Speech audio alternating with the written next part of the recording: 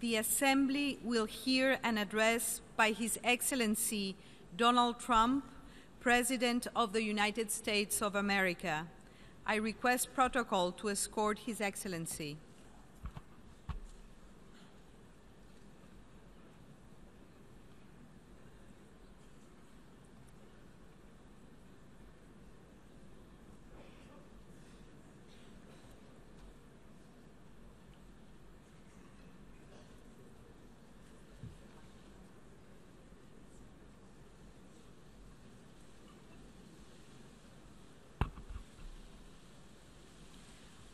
On behalf of the General Assembly, I have the honor to welcome to the United Nations His Excellency Donald Trump, President of the United States of America, and to invite him to address the Assembly.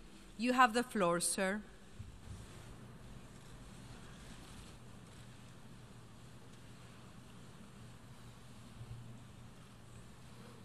Madam President, Mr. Secretary General, world leaders, ambassadors, and distinguished delegates.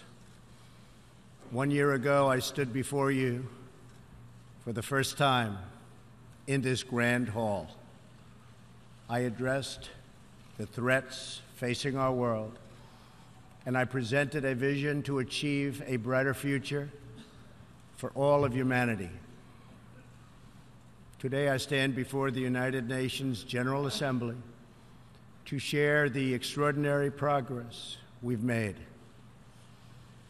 In less than 2 years, my administration has accomplished more than almost any administration in the history of our country. America's so true.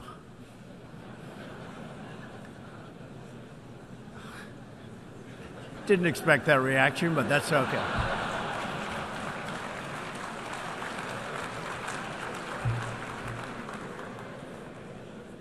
America's economy is booming like never before. Since my election, we've added $10 trillion in wealth. The stock market is at an all-time high in history, and jobless claims are at a 50-year low.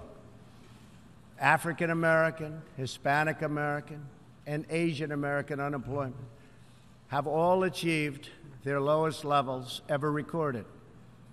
We've added more than 4 million new jobs, including 500,000 manufacturing jobs. We have passed the biggest tax cuts and reforms in American history. We've started the construction of a major border wall, and we have greatly strengthened border security.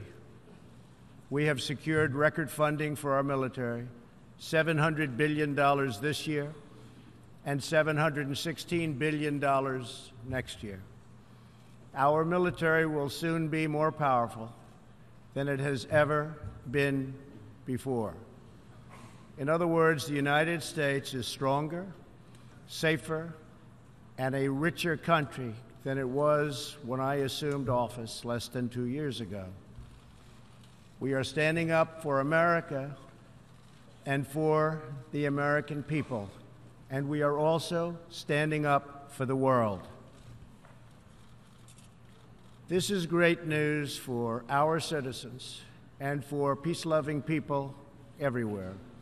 We believe that when nations respect the rights of their neighbors and defend the interests of their people, they can better work together to secure the blessings of safety, prosperity, and peace. Each of us here today is the emissary of a distinct culture, a rich history, and a people bound together by ties of memory, tradition, and the values that make our homelands like nowhere else on earth. That is why America will always choose independence and cooperation over global governance, control, and domination. I honor the right of every nation in this room to pursue its own customs, beliefs, and traditions. The United States will not tell you how to live or work or worship.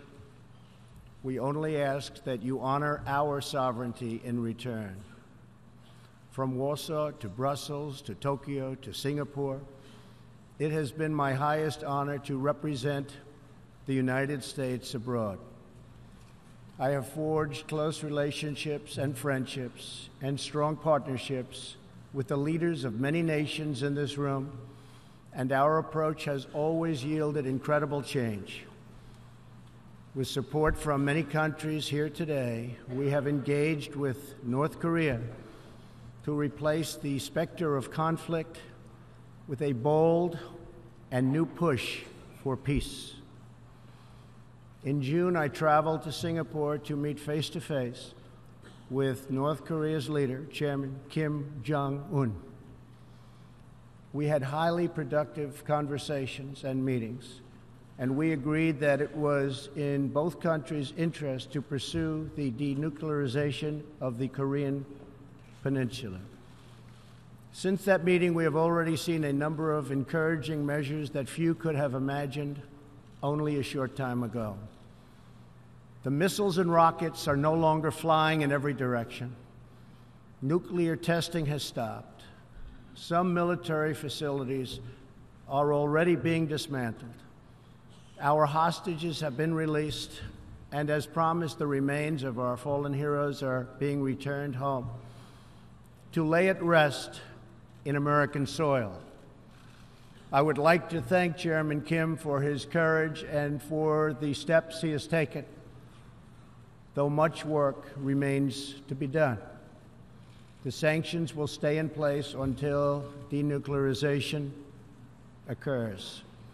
I also want to thank the many member states who helped us reach this moment, a moment that is actually far greater than people would understand, far greater, but for also their support and the critical support that we will all need going forward. Special thanks to President Moon of South Korea, Prime Minister Abe of Japan, and President Xi of China. In the Middle East, our new approach is also yielding great strides and very historic change. Following my trip to Saudi Arabia last year, the Gulf countries opened a new center to target terrorist financing. They are enforcing new sanctions, working with us to identify and track terrorist networks, and taking more responsibility for fighting terrorism and extremism in their own region.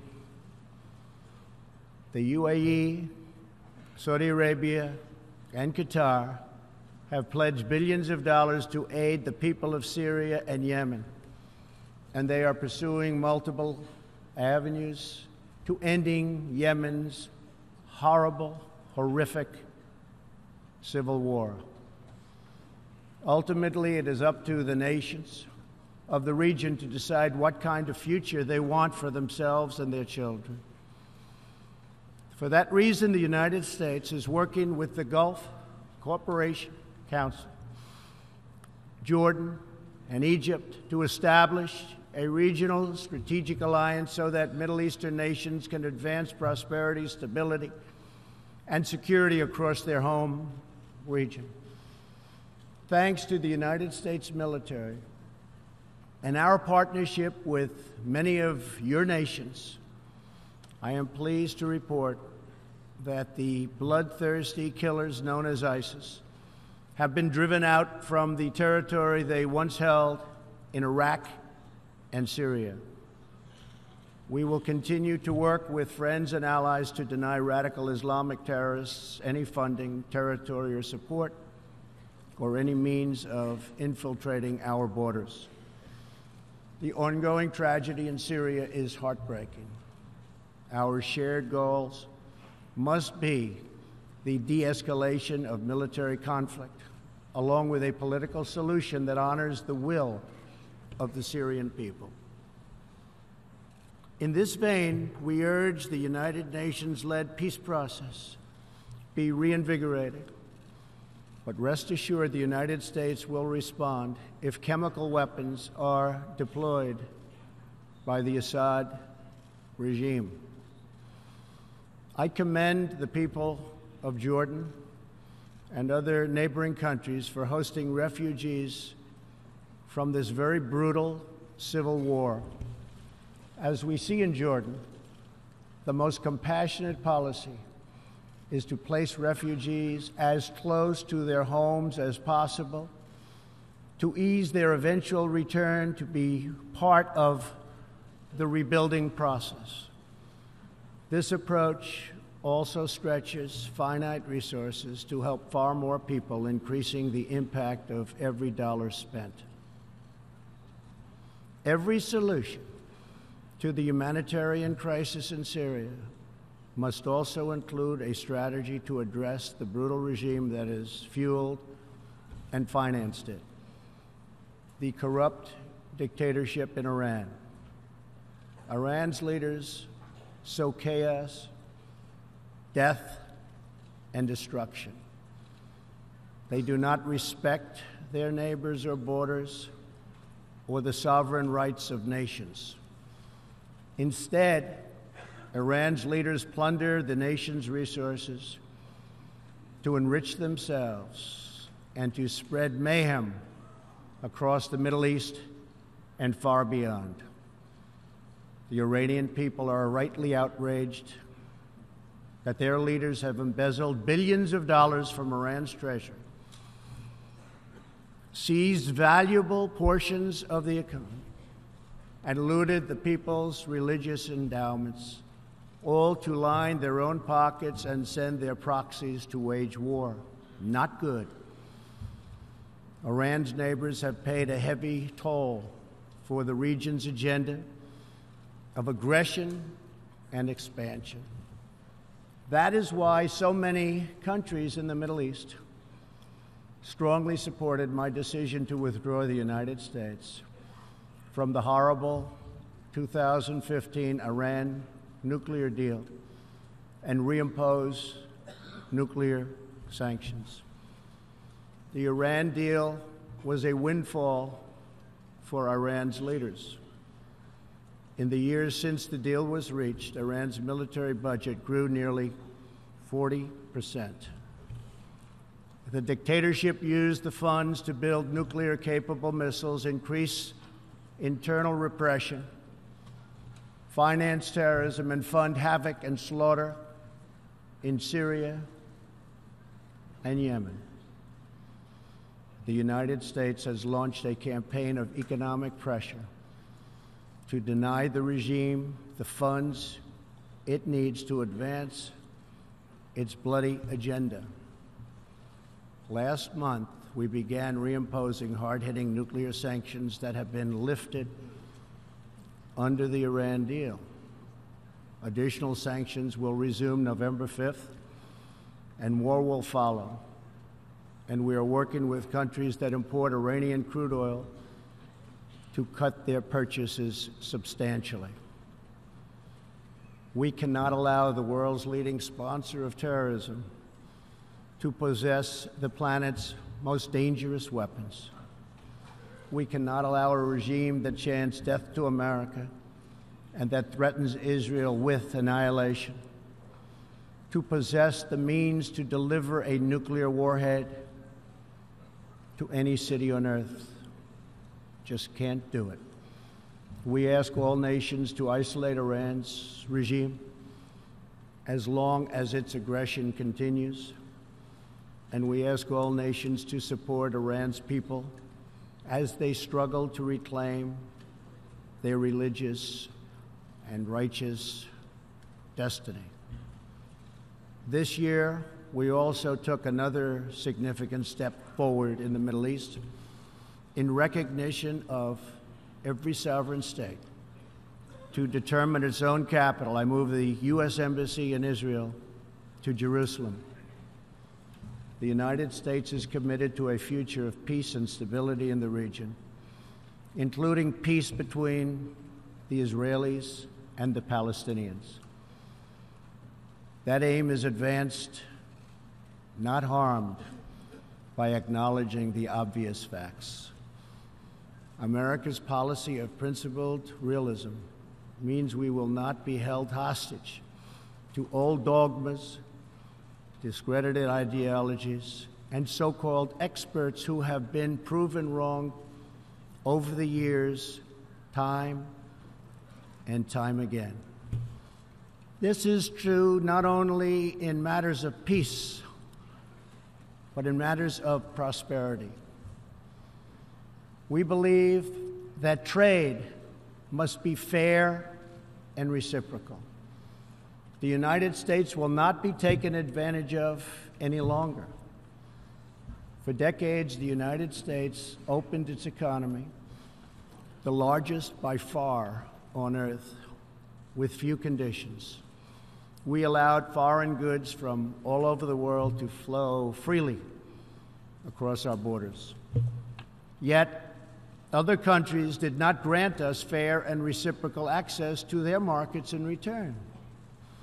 Even worse, some countries abused their openness to dump their products, subsidize their goods, target our industries, and manipulate their currencies to gain unfair advantage over our country. As a result, our trade deficit ballooned to nearly $800 billion a year. For this reason, we are systematically renegotiating broken and bad trade deals. Last month, we announced a groundbreaking U.S.-Mexico trade agreement. And just yesterday, I stood with President Moon to announce the successful completion of the brand new U.S.-Korea trade deal. And this is just the beginning. Many nations in this hall will agree that the world trading system is in dire need of change. For example, countries were admitted to the World Trade Organization that violate every single principle on which the organization is based.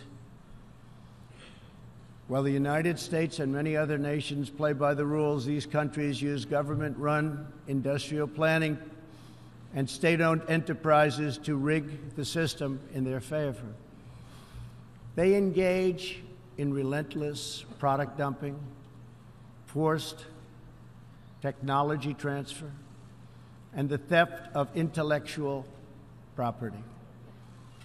The United States lost over 3 million manufacturing jobs, nearly a quarter of all steel jobs, and 60,000 factories after China joined the WTO. And we have racked up $13 trillion in trade deficits over the last 2 decades. But those days are over. We will no longer tolerate such abuse. We will not allow our workers to be victimized, our companies to be cheated, and our wealth to be plundered and transferred. America will never apologize for protecting its citizens.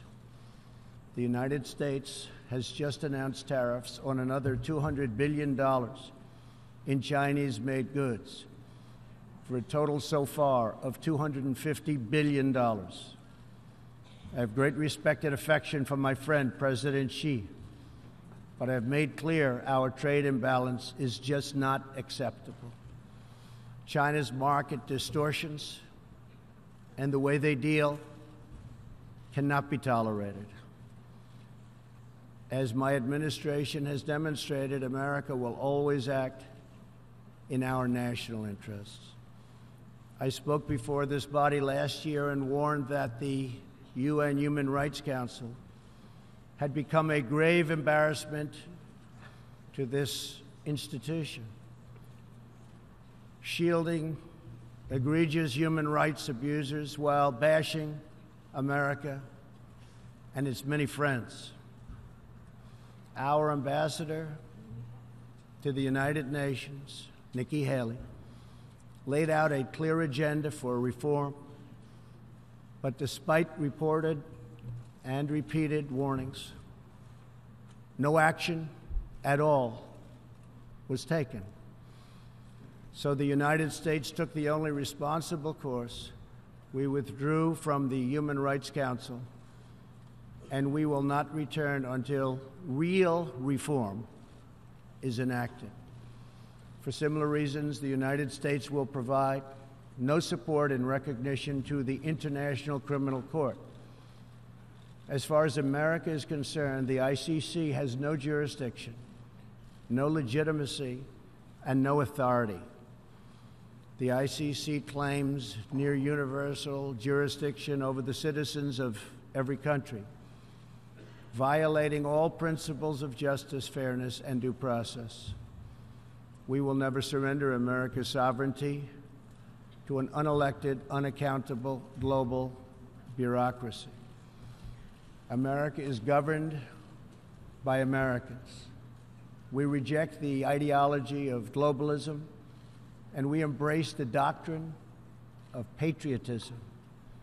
Around the world, responsible nations must defend against threats to sovereignty, not just from global governments, but also from other new forms of coercion and domination.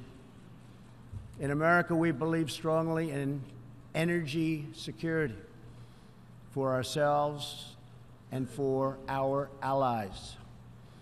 We have become the largest energy producer anywhere on the face of the earth.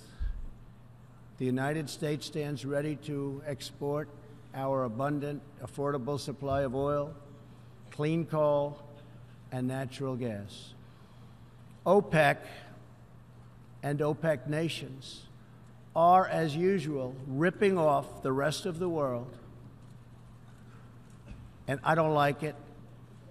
Nobody should like it.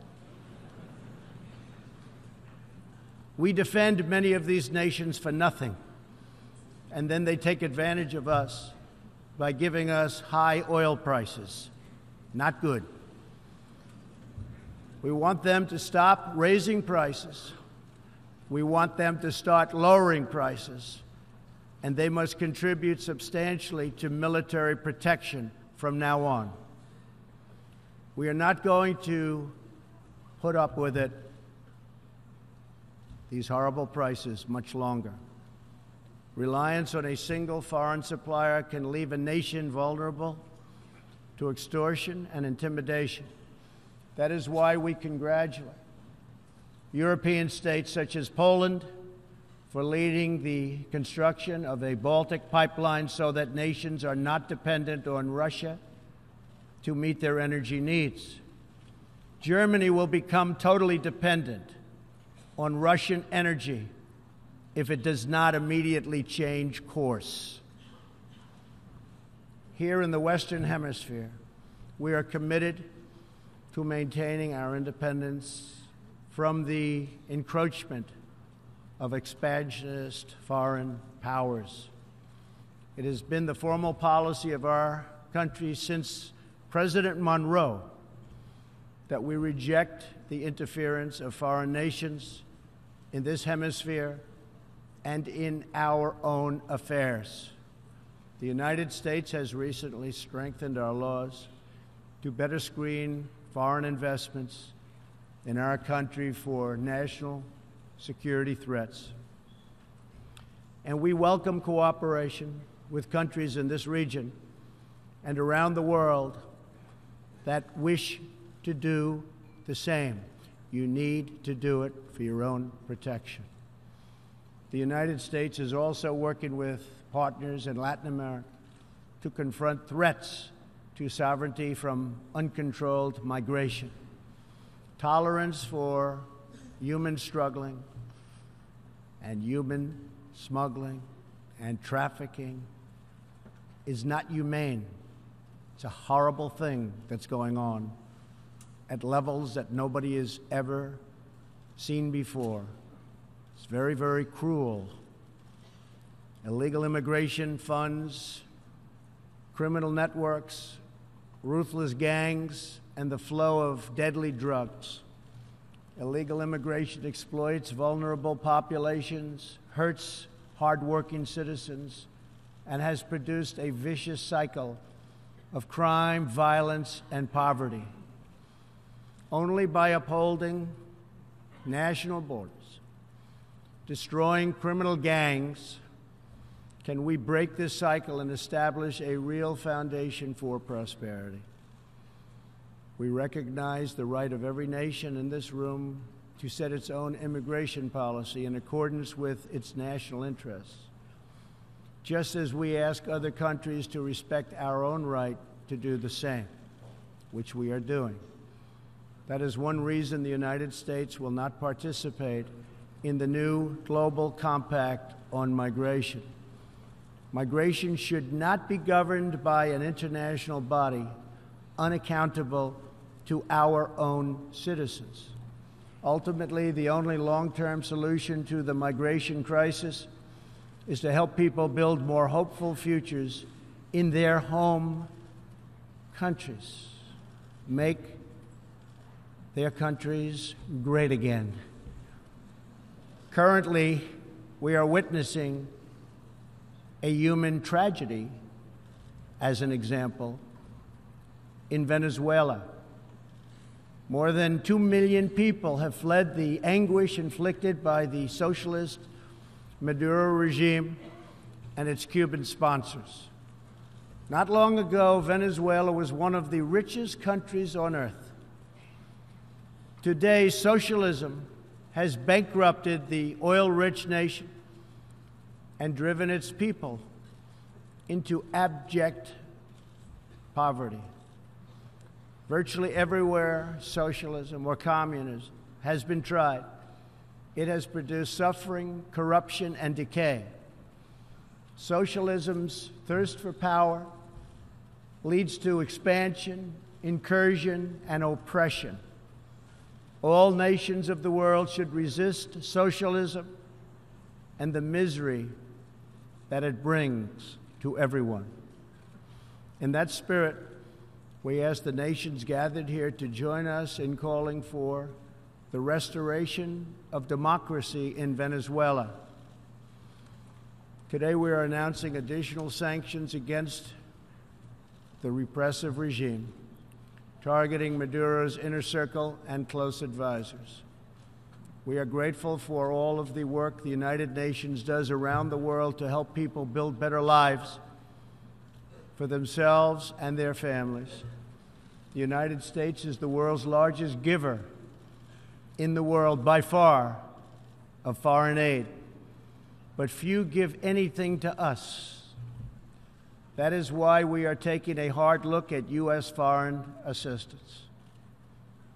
That will be headed up by Secretary of State Mike Pompeo. We will examine what is working, what is not working, and whether the countries who receive our dollars and our protection also have our interests at heart. Moving forward, we are only going to give foreign aid to those who respect us and, frankly, are our friends. And we expect other countries to pay their fair share for the cost of their defense. The United States is committed to making the United Nations more effective and accountable. I have said many times that the United Nations has unlimited potential. As part of our reform effort, I have told our negotiators that the United States will not pay more than 25% of the UN peacekeeping budget. This will encourage other countries to step up, get involved, and also share in this very large burden. And we are working to shift more of our funding from assessed contributions to voluntary, so that we can target American resources to the programs with the best record of success. Only when each of us does our part and contributes our share can we realize the UN's highest aspirations. We must pursue peace without fear, hope without despair, and security without apology. Looking around this hall, where so much history has transpired, We think of the many before us who have come here to address the challenges of their nations and of their times. And our thoughts turn to the same question that ran through all their speeches and resolutions, through every word and every hope. It is the question of what kind of world will we leave for our children, and what kind of nations they will inherit. The dreams that fill this hall today are as diverse as the people who have stood at this podium, and as varied as the countries represented right here in this body are. It really is something. It really is great, great history. There is India, a free society, over 1 billion people, successfully lifting countless millions out of poverty and into the middle class. There is Saudi Arabia, where King Salman and the Crown Prince are pursuing bold new reforms. There is Israel, proudly celebrating its 70th anniversary as a thriving democracy in the Holy Land. In Poland, the great people are standing up for their independence, their security, and their sovereignty. Many countries are pursuing their own unique visions, building their own hopeful futures, and chasing their own wonderful dreams of destiny, of legacy, and of a home. The whole world is richer. Humanity is better because of this beautiful constellation of nations, each very special, each very unique, and each shining brightly in its part of the world. In each one, we see awesome promise of a people bound together by a shared past and working toward a common future. As for Americans, we know what kind of future we want for ourselves. We know what kind of a nation America must always be. In America, we believe in the majesty of freedom and the dignity of the individual. We believe in self-government and the rule of law. And we prize the culture that sustains our liberty, a culture built on strong families, deep faith, and fierce independence. We celebrate our heroes. We treasure our traditions. And above all, we love our country. Inside everyone in this great chamber today, and everyone listening all around the globe, there is the heart of a patriot that feels the same powerful love for your nation, the same intense loyalty to your homeland. The passion that burns in the hearts of patriots and the souls of nations has inspired reform and revolution, sacrifice and selflessness, scientific breakthroughs, and magnificent works of art. Our task is not to erase it, but to embrace it, to build with it, to draw on its ancient wisdom, and to find within it the will to make our nations greater, our region safer, and the world better. To unleash this incredible potential in our people, we must defend the foundations that make it all possible. Sovereign and independent nations are the only vehicle where freedom has ever survived, democracy has ever endured, or peace has ever prospered. And so we must protect our sovereignty and our cherished independence above all. When we do, we will find new avenues for cooperation unfolding before us. We will find new passion for peacemaking rising within us. we will find new purpose, new resolve, and new spirit flourishing all around us and making this a more beautiful world in which to live. So together, let us choose a future of patriotism, prosperity, and pride. Let us choose peace and freedom over domination and defeat. And let us come here to this place to stand for our people and their nations, forever strong, forever sovereign, forever just, and forever thankful for the grace and the goodness and the glory of God. Thank you, God bless you, and God bless the nations of the world. Thank you very much. Thank you.